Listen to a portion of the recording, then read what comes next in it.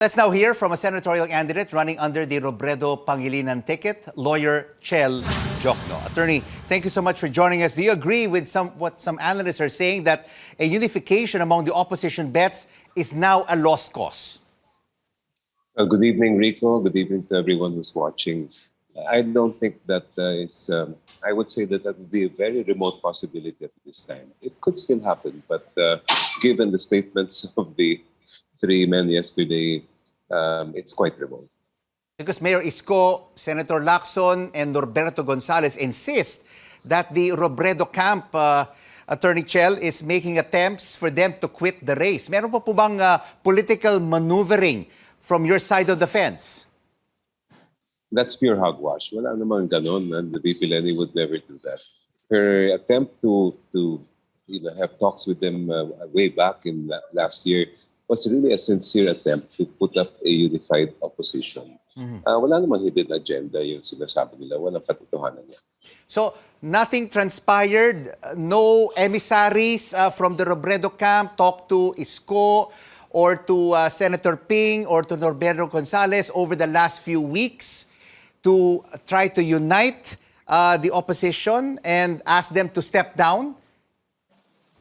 I know of no such emissaries. Of course, I am not within the perhaps private to the inner workings of Vice President Lenny's internal campaign. But as far as from where I stand, I am not aware of any such moves. What did you make of the press con yesterday, Attorney Chel? Because the candidates now say they only appear to attack VP Lenny because of the questions from the media. I really wonder what the whole purpose of the press con was all about. When seasoned politicians like those who came out yesterday call a press con, they should have an objective and they should be able to stick to it, regardless of whatever questions are asked by the media.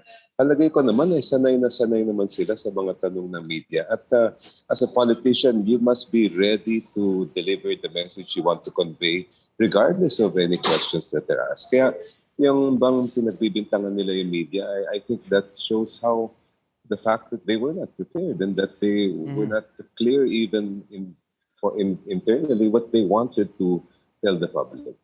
And Mayor Isko asking VP Lenny to withdraw from the presidential race and sort of like backtracking, no?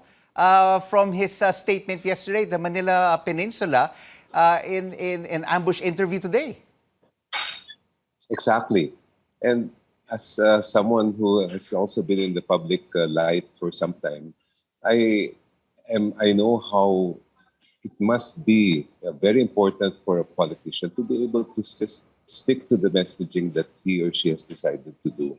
And obviously, if they're trying to say that it's because of the questions, then that means that they were swayed or influenced by questions. I don't get the logic of that.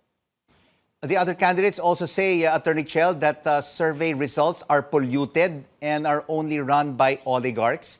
You are lagging in pre-election surveys. How credible, in your view, are these surveys? First of all, nagtataka ako kasi one of those candidates himself mentioned previously that we should decide who will be in the unified opposition on the basis of survey results, and now they're junking that. Surveys do serve a scientific purpose. While there are a lot of questions about how they are done, if you look at the historical data, they are quite accurate in terms of electoral, what happens in an election.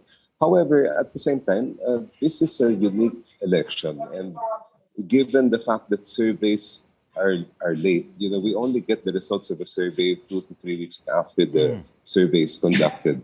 They do not represent what is happening on the ground at present. They represent what happened a few weeks ago.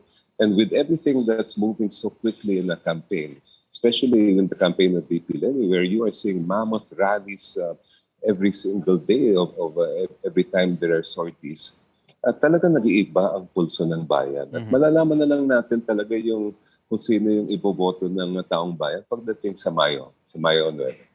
And Attorney Chel, you have attended more than 90% of the Lenny Kiko rallies across the country.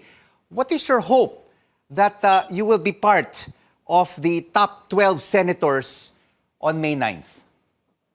Well, what is happening in the campaign rallies is unprecedented. You are seeing volunteers really running a campaign that has turned into a movement. It's a movement of hope.